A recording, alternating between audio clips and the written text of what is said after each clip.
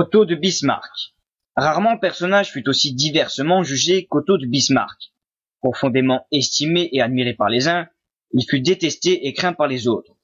La France trouva en lui un adversaire implacable. Il voyait en elle l'ennemi héréditaire qu'il fallait définitivement abattre pour assurer l'unité et la paix de l'Allemagne. Il avait la haine de tout ce qui était français. Une personnalité remarquable.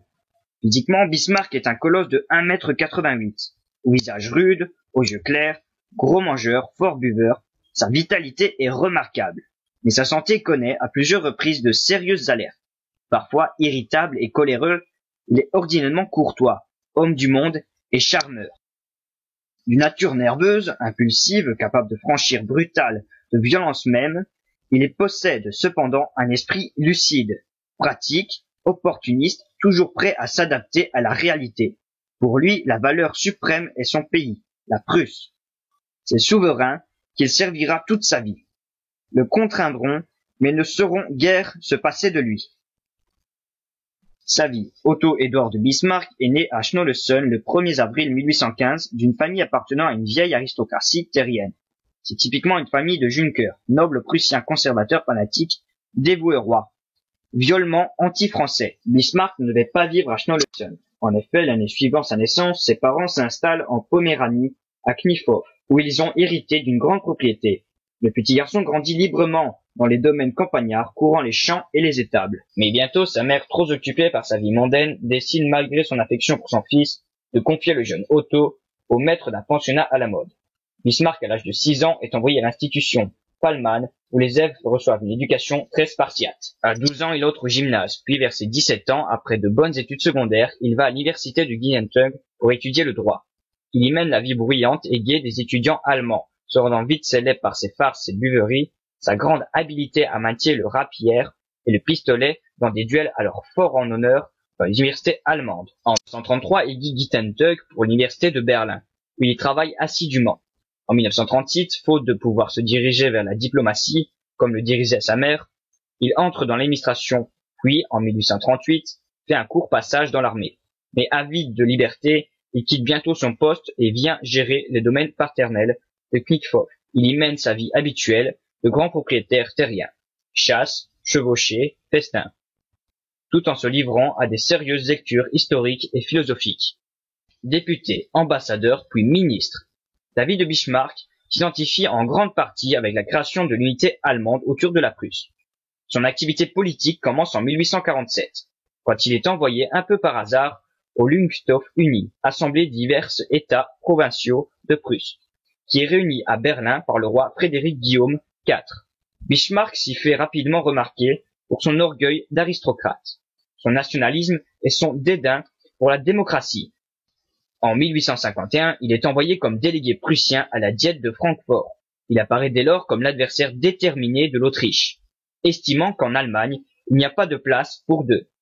La monarchie de Habsbourg, dirait-il, il y a 3 mâts, vermoulus, auxquels il ne serait insensément attaché à la fine corvette prussienne. En 1859, Bismarck devient ambassadeur à Saint-Pétersbourg, puis en 1862 à Paris où il ne reste que 6 mois. En effet, en septembre 1862, le nouveau roi de Prusse Guillaume Ier le rappelle et lui offre le pouvoir. Il est nommé successivement ministre d'État, président du Conseil et ministre des Affaires étrangères. Désormais, il est le véritable maître de la Prusse. Bien sûr, au-dessus de lui se trouve le roi, qu'il respecte profondément. Mais Bismarck sait, avec une habileté consommée, l'y influencer, lui faire approuver les décisions qu'il juge utiles. Mon père, dira plus tard, le prince impérial. Le chancelier en obtient tout ce qu'il veut.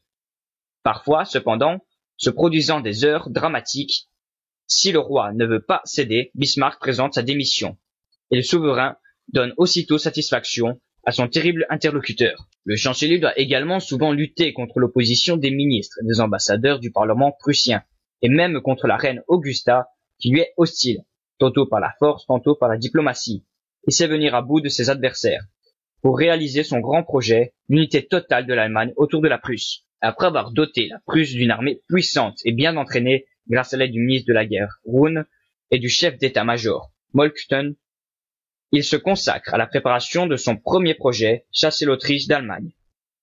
Les principales étapes de l'unité allemande.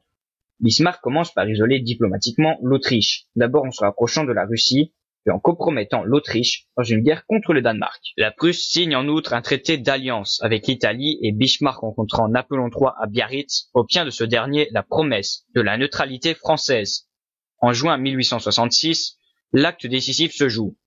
La guerre éclate entre l'Autriche et la Prusse. Les Autrichiens sont écrasés à Sadowa et se voient, lors de la paix, refloués hors de l'Allemagne. La Prusse annexe certains États allemands, Hanovre, Nassau, Alsace-Cassel, et organise une confédération de l'Allemagne du Nord dont le roi de Prusse assure la présidence. Mais les États du sud de l'Allemagne n'ont guère de sympathie pour la Prusse. Aussi Bismarck juge-t-il nécessaire d'entreprendre une guerre contre la France pour renforcer envers un ennemi commun le sentiment national. Profitant des moindres maladresses de Napoléon III, il entraîne la France à déclarer la guerre en juillet 1870. Après la défaite écrasante de l'armée impériale à Sedan, l'Empire français s'écroule le 4 septembre 1870. Les Prussiens assiègent Paris et le gouvernement de défense nationale échoue dans ses efforts de redresser la situation. Au traité de Francfort, la France est contrainte de céder l'Alsace et une partie de la Lorraine. Les différents États allemands acceptent alors de se réunir dans une seule confédération. Et le roi de Bavière propose au roi de Prusse le titre d'empereur d'Allemagne. L'unité allemande est faite, Bismarck a accompli son œuvre. Les dernières années de Bismarck. Bismarck reste un chef du gouvernement sous le titre de chancelier d'Empire. En 1888, Guillaume II meurt et son fils Frédéric III lui succède. Mais ce dernier succombe quelques mois plus tard d'un cancer de la gorge. À son tour, son fils Guillaume II monte sur le trône. Bientôt, une hostilité très vive apparaît entre le jeune souverain et le vieux chancelier, devenu avec l'âge de plus en plus autoritaire. En 1890, Bismarck propose de nouveau sa démission. Mais cette fois, contrairement à ce qu'il pensait sans doute, elle est acceptée. Le vieil homme d'État se retire alors dans son domaine de Friedrichsreich, refusant tous les honneurs qu'on veut lui attribuer, et vit désormais dans la solitude jusqu'à sa mort le 30 juillet 1898. Dans sa retraite, il ne cesse de blâmer, par l'intermédiaire de la presse, les actions de ses successeurs, allant même jusqu'à divulguer, pour leur nuire, d'importants secrets de la chancellerie. Cet empire, que Bismarck avait mis tant de cœur et d'énergie à édifier, devait s'écrouler sous le règne de celui-là, même qui avait éloigné le vieux chancelier du pouvoir, l'impulsif empereur Guillaume II.